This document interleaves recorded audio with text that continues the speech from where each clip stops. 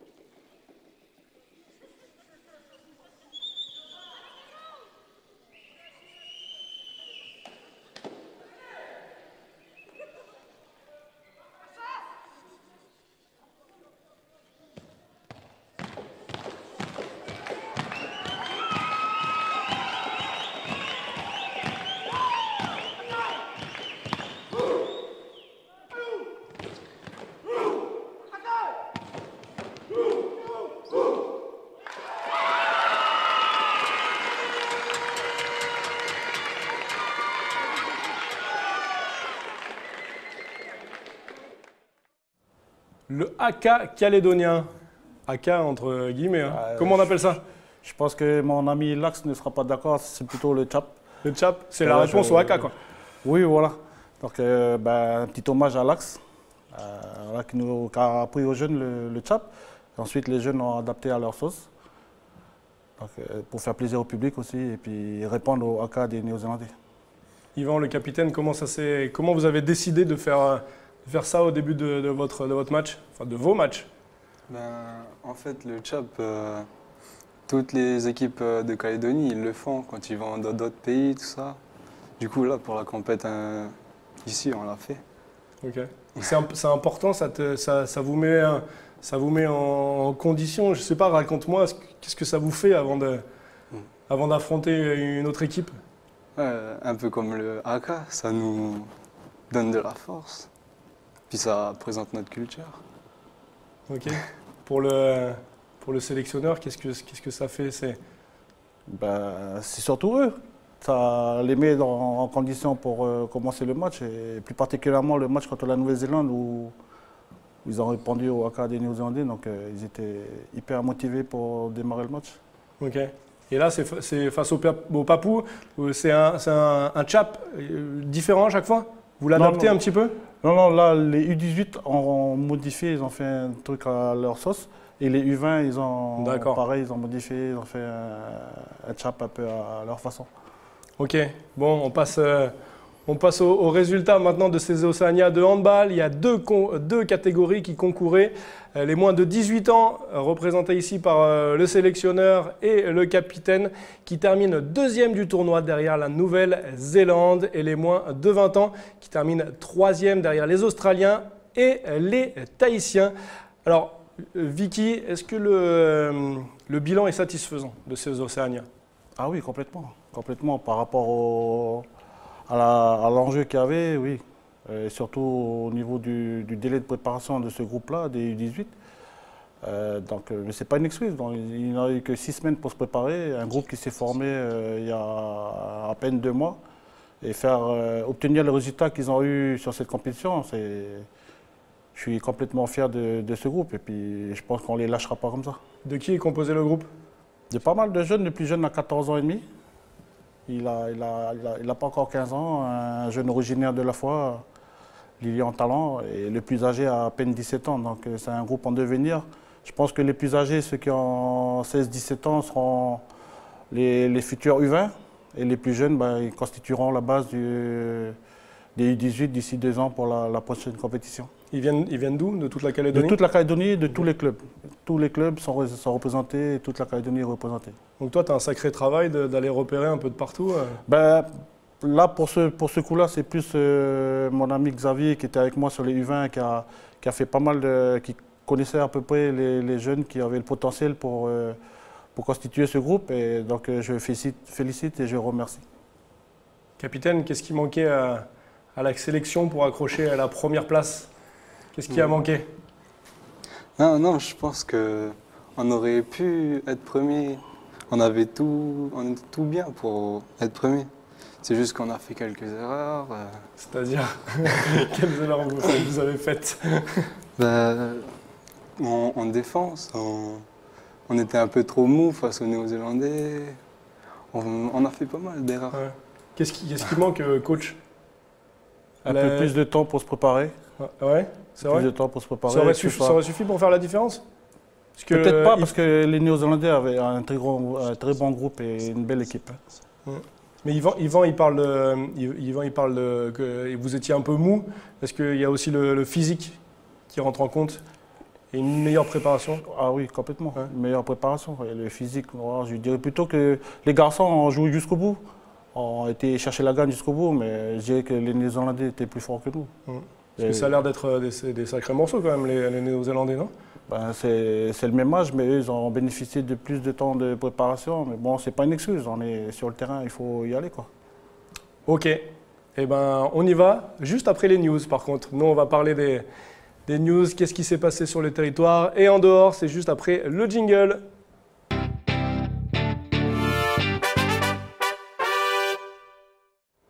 Football pour commencer avec la 10e journée de Super League. Beaucoup de buts durant cette journée.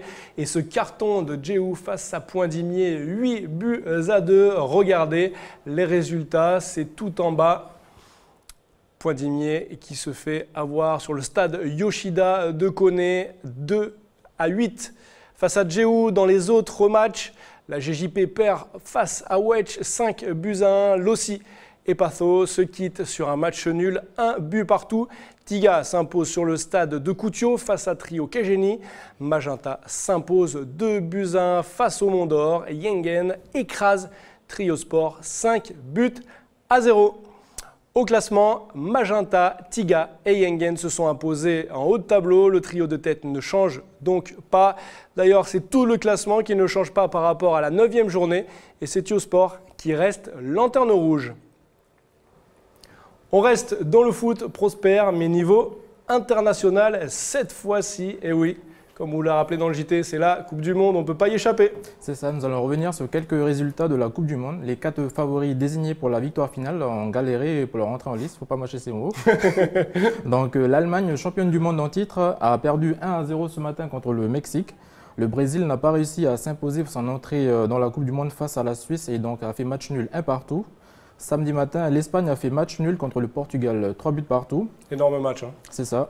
Et samedi soir, la France s'est imposée 2-1, mais elle a peiné contre l'Australie. Et d'ailleurs, pendant ce match contre l'Australie, on a pu voir le défenseur français Samuel Umtiti, une main dans la surface de réparation qui amène le penalty et le but de l'Australie.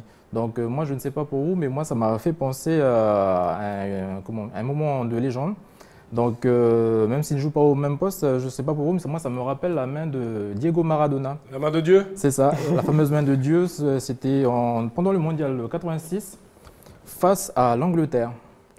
Voilà, et du coup, voilà, le défenseur français, lui, par contre, n'est pas entré dans la légende. Suite à cette main, il a fait le bonheur de nombreux internautes qui se sont empressés de détourner sa main. Donc là, on va le voir sur cette action.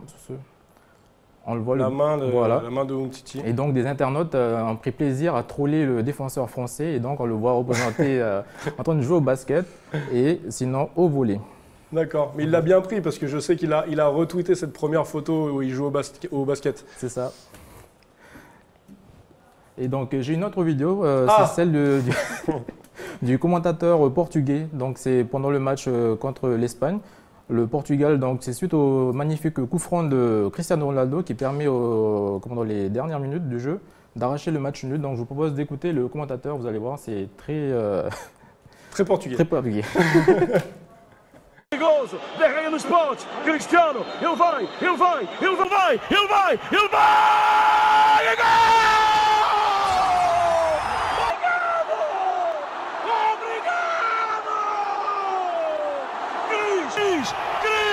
Cristiano Padre Nuestro! Que gol! Que gol! Que gol! Pour ceux qui n'auront pas compris, hein, obrigado, ça veut dire merci Cristiano Ronaldo. Vous suivez le foot et vous réagissez comme ça aussi quand il y a un but? Non, pas du tout. Non, vous réagissez pas comme ça? Non, vous suivez pas les Coupes du Monde? Plus posé quand même. Vous suivez quand même la Coupe du Monde, toi Yvan? Pas du tout. Pas du tout? Ah ouais, c'est vrai? Ça t'intéresse pas le foot? Non. Non? Plus le hand? Ouais. Ok, ça marche. Toi Vicky?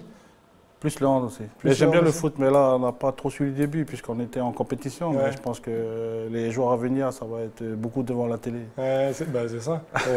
Au repos. Retour sur le territoire maintenant avec le départ de la 6e édition de la Groupama Race. Le départ a été donné ce dimanche matin. 23 équipages se sont élancés pour le Tour de la Calédonie à la voile. A noter que 2 équipages à s'élancer sont 100% féminins. Après plus de 30 heures de course, c'est l'équipage néo-zélandais Miss Scarlett qui est en tête, avec à son bord le parrain de cette Groupama Race qui est co-skipper de cette course, Frank Camas, suivi d'un autre équipage néo-zélandais, Rantan 2, et en 3e position, Patrice, un équipage australien. Des nouvelles maintenant de nos athlètes handisport et des bonnes nouvelles lors du Handisport Open Paris. Au total, pas moins de 350 athlètes représentant plus de 30 nations se sont affrontés au stade Charletti de Paris. Et sur ces 350 athlètes, 4 sont calédoniens et 4 sont montés sur le podium avec bien sûr Pierre Fairbank qui remporte le 800, le 400, le 100 mètres, je ne sais plus où m'arrêter, et il fait 2e sur le 200 mètres et le 1500 mètres.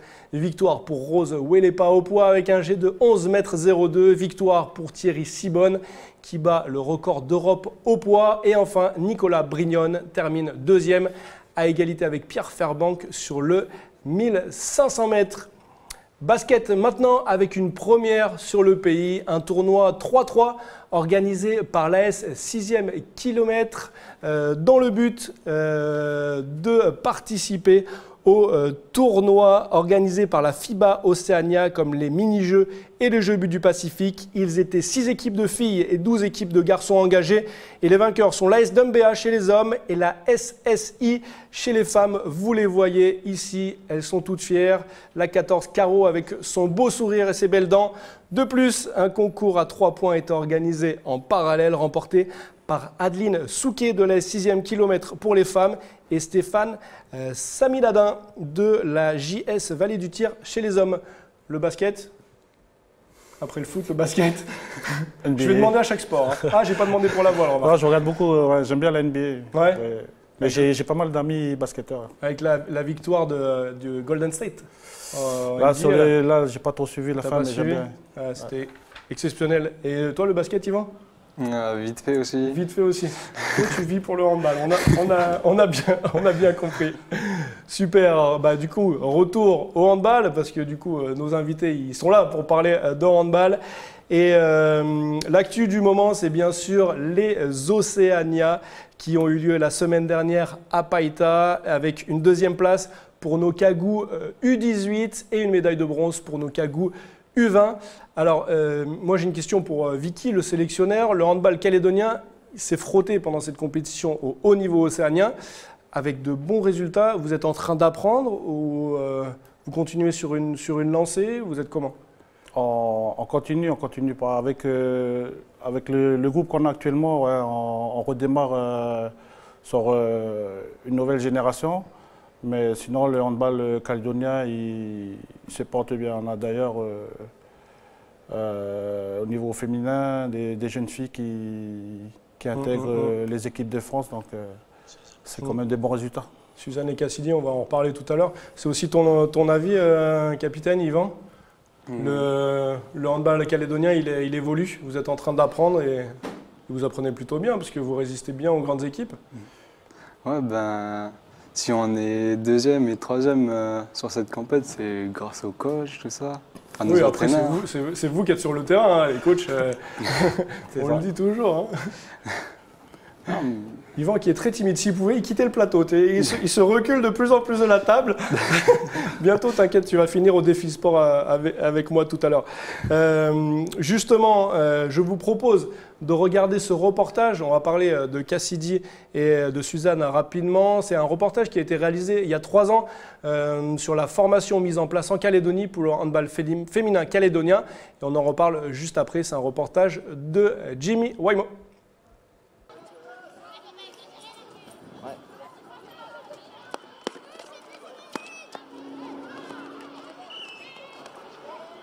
Alors, c'est le pôle espoir handball féminin Pacifique de Nouméa.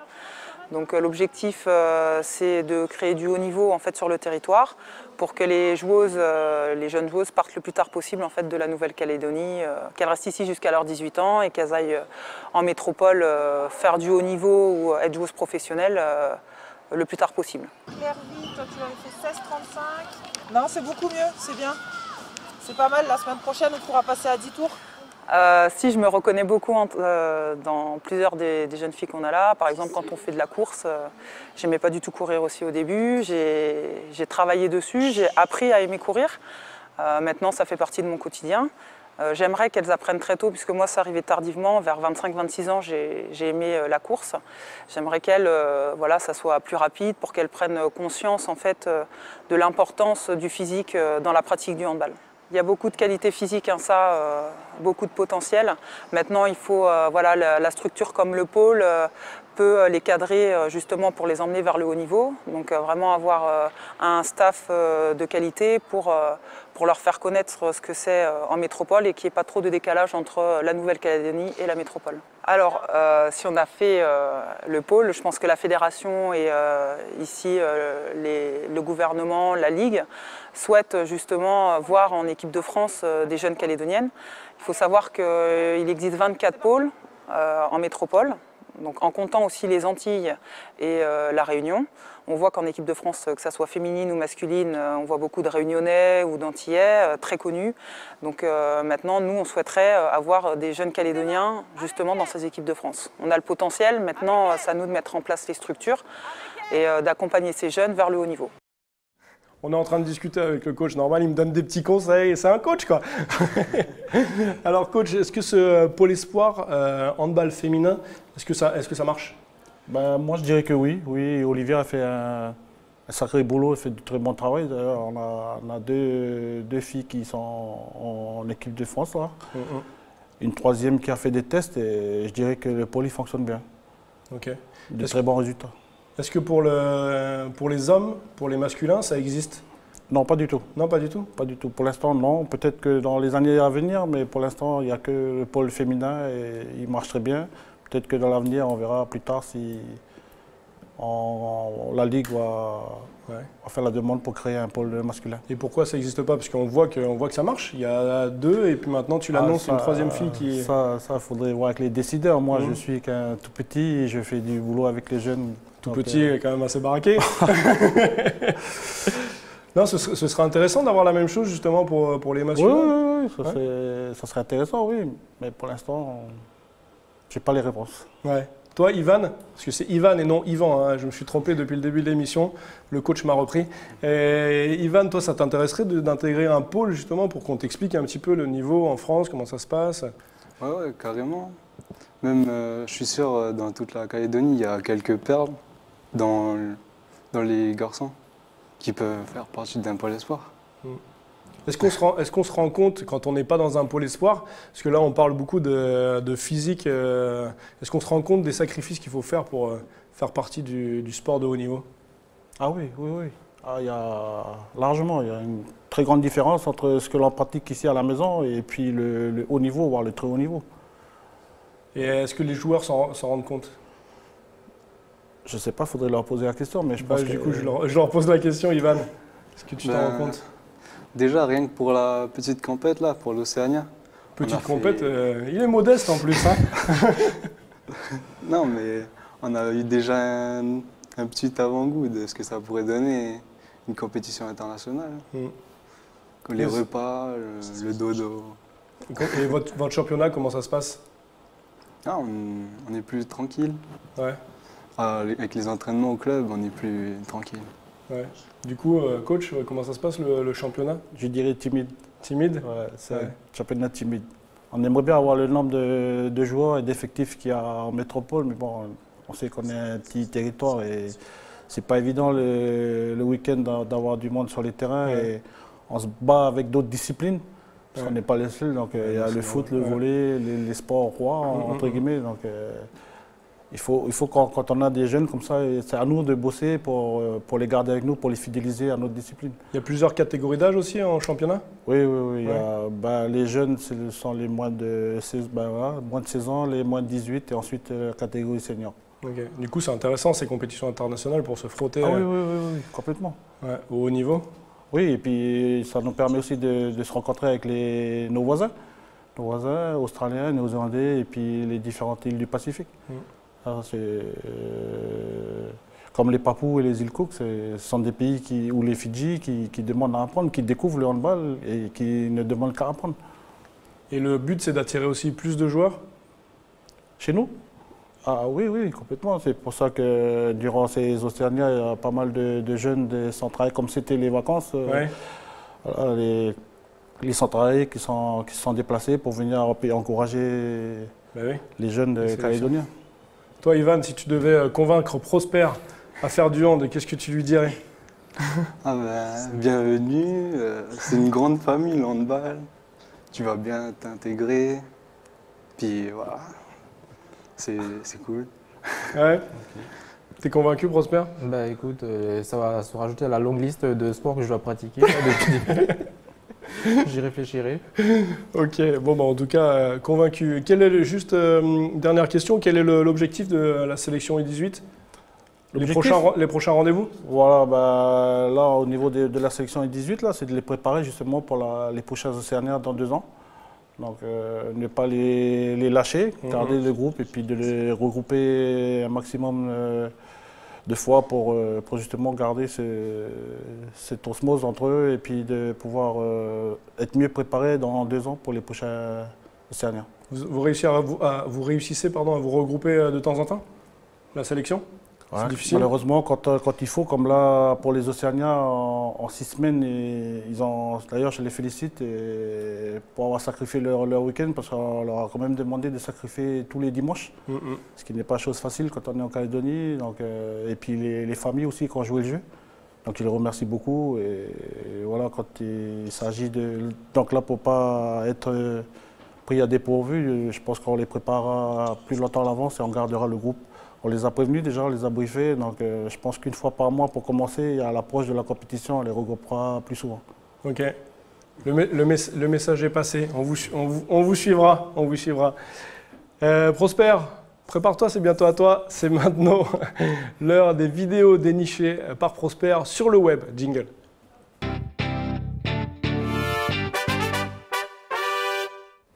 Alors, qu'est-ce que tu nous as réservé? Ben alors, ça m'a étonné, c'est dans mes recherches aujourd'hui que j'ai effectuées. Donc, c'est comme au football, le handball utilise le handball, utilise l'arbitrage vidéo dans les compétitions européennes.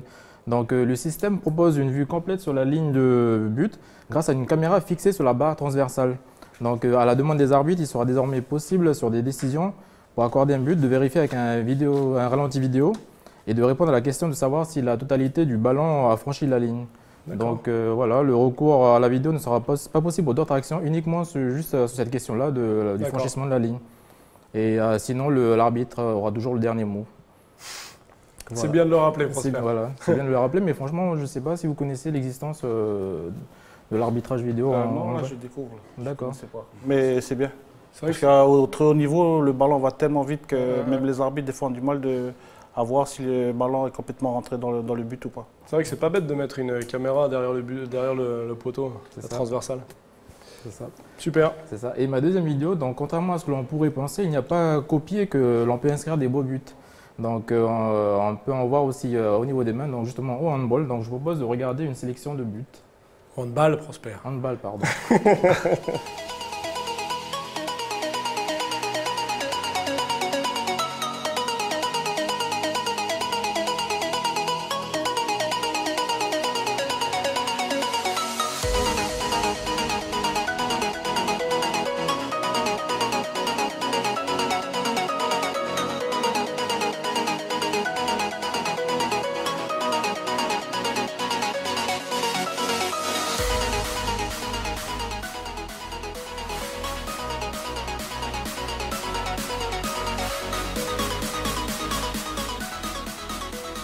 Dis donc, entre les jambes pour celle-ci. Allez, merci Prosper.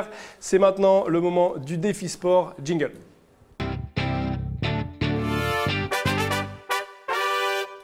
Allez, je vous emmène avec moi dans la succursale de BDLB Sport.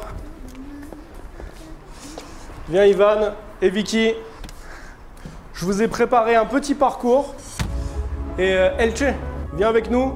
Comme ça, c'est toi qui vas t'y coller, parce qu'Ivan, il n'est pas venu tout seul, il est venu avec son équipier, et c'est le coach qui va coacher ça. Tenez les gars, un ballon chacun.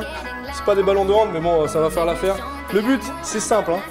C'est de faire un petit slalom entre les plots et de revenir en marche arrière en dribblant. C'est bon? Et c'est le coach et moi-même, on va décider qui a gagné. C'est bon pour vous? Ok. C'est le premier qui revient là. C'est le premier qui revient ici en marche arrière, hein. Vous avez compris les gars. Vous allez jusqu'au dernier plot, vous faites le tour et vous revenez en marche arrière. C'est bon pour vous? Ok. Ouais, il est concentré, tiens. Allez, 3. Attends, moi je mets une pièce sur le capitaine quand même. Je mets une pièce sur Ivan. Allez, 3, 2, en dribblant, hein. C'est parti.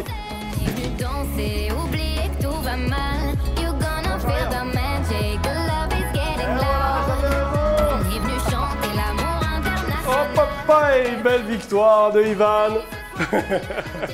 Bien joué. Coach, on se teste un peu? On prend le ballon tous les deux? Je suis mauvais en dribble moi. Allez, il nous reste 20 secondes, après on fait tata. Allez, je prends le ballon. Allez, c'est parti. 3, 2, 1, c'est parti. Ah ouais, le coach, il est bon.